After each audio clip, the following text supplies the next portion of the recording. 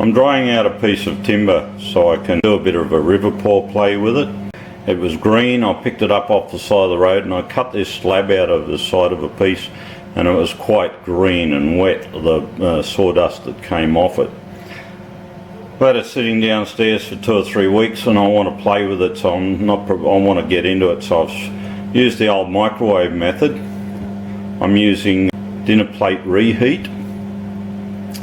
Got him in there just chugging away.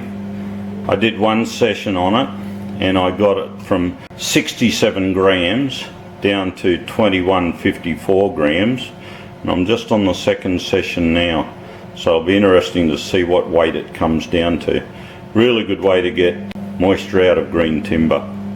Be careful, make sure you watch it, and don't use it on high power. Just use reheat function and do it slowly so it draws the heat out of it gradually. And if you do a stint, roll it over and do the other side next time so that you're getting a bit more even heat draw out. I've just done another stint in the microwave and it's only taken another 20 odd grams out, so it's quite dry. How's that, eh? There's how you dry out your timber in a microwave.